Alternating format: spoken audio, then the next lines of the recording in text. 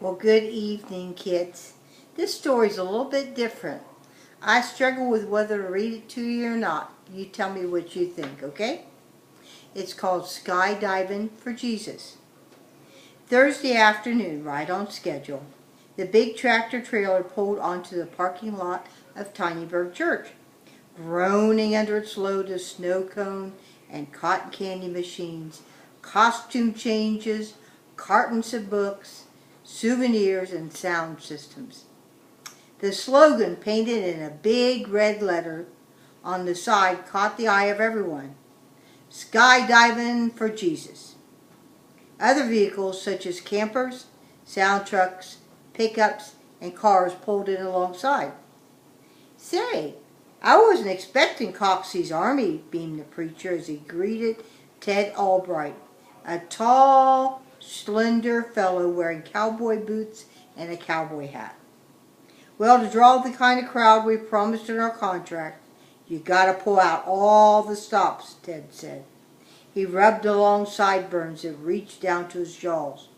Remember, when I jump out of that plane tomorrow and fall 500 feet before I yank that cord, you can rest assured I'll throw everyone in Tinyburg.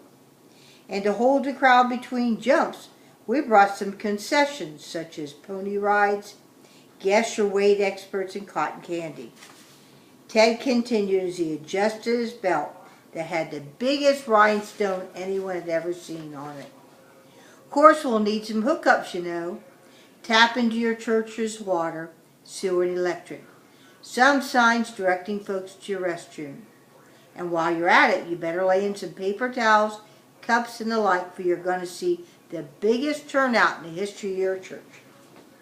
About that time, Billy Cuttrell, who lived across the street from the church, came over, little question marks dancing in his eyes.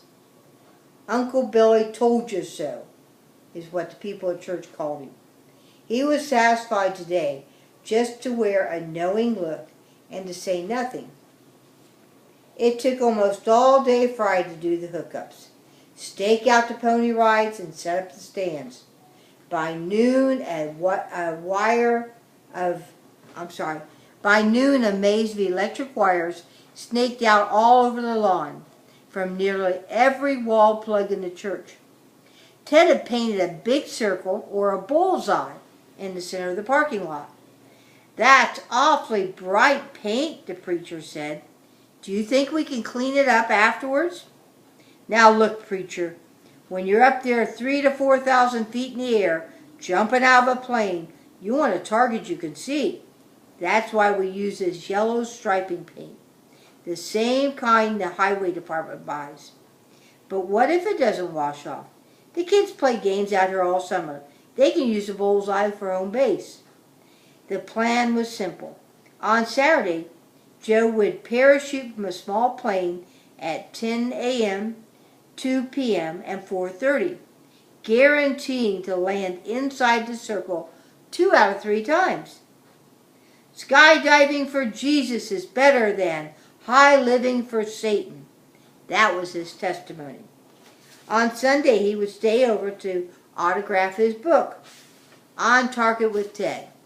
Also, wearing his jumpsuit, he would pose with the youngsters in a yellow circle for photographs. The preacher would be in the pulpit bringing a message on the topic, "Look before you leap," using sermon ideas furnished by Ted's. The youth choir would sing a musical jingle which Ted had written. "Never jump without aiming. Never aim without jumping. Those who fear will never jump. Those who wait will never score." True, the preacher felt a tingle of apprehension, but the whole setup looked so nice he went to bed confident that on Saturday morning and Sunday they'd have the biggest attendance at their church. And there was that 1% commission on all sales that would go into the church budget. "Preacher," Ted said, "it just thrills me to death to be in Tinyburg and help your church." Saturday morning, his phone rang at 6 a.m. "Preacher, I hate like the dickens to get you out of bed so early, but Ted just turned on all those motors and lights and loudspeakers. And when he did, he blew every fuse in the church. A big blue flame shot out from the fuse box, and if I hadn't been there, the church may have burnt down. Oh no, he continued. There's no repair service on Saturday. If we call Big Town Electric Company, it'll cost a fortune to make a service call on the weekend. The preacher said, go ahead and call Big Town. After all, we still got our 1% commission. As Ted predicted, huge crowds turned out. It was a bright, still day with little wind, and he landed in the bullseye all 3 times. The townspeople spent freely between jumps, and by nightfall, the ground was littered with paper cups, soft drink bottles, and busted balloons. But so what? Never had so many turned out for a church event. Maybe I haven't been thinking big enough, the preacher told himself, and then he went to bed. Sunday morning, the preacher's clock had just come on to I'm a Rhinestone Cowboy when the custodian called again. Preacher, I hate like the dickens to call you this time of morning, but just and the preacher wished it was Monday. But the thing is, well, you know all those folks using our bathrooms and all those camper hookups? Well, yes, go on. Well, we got a sewer water backed up all over the church lawn, and it's starting to run in one of the basement windows. And I don't know who. Well, by now the preacher was wishing for Monday. It was just a short walk over to the church, but it took the preacher long enough to decide he had had all he needed to skydiving for Jesus. So he called Ted. Ted, I know we agreed for you to stay over on Sunday to autograph your books and help draw a crowd, and my watch says it's only 6 a.m., but my heart tells me it's noon. So I'd be obliged if you and your crew would get your stuff off our lot in 1 hour. Rubbing his eye in disbelief, Ted replied, Why, preacher, I've been to grand openings, anniversaries, homecomings, 4th of July picnics, and ribbon cuttings, but this is the first time anyone's ever asked little old Ted to just pick up and move on. And just think of all those little kiddos and how disappointed they'll be. I was even going to wear my diving outfit again. Ted, the preacher interrupted, there's nothing wrong with you. You kept your bargain. And I believe your testimony.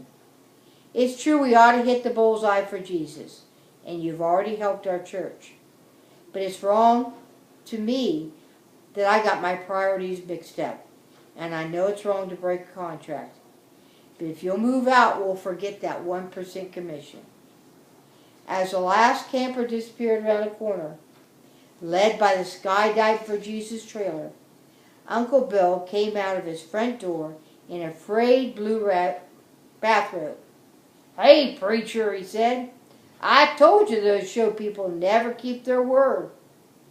The preacher wanted to tell Billy the truth, but the words froze in his mouth. At 11 o'clock service, the preacher took full responsibility for Ted's absence. I don't feel like preaching, he said. Actually, I've been preached to by myself.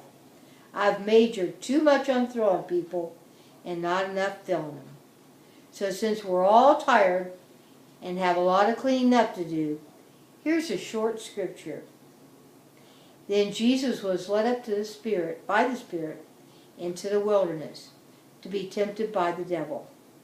The devil taketh him up to his holy city, and the devil taketh him up into the holy city, and setteth him up on the pinnacle of the temple.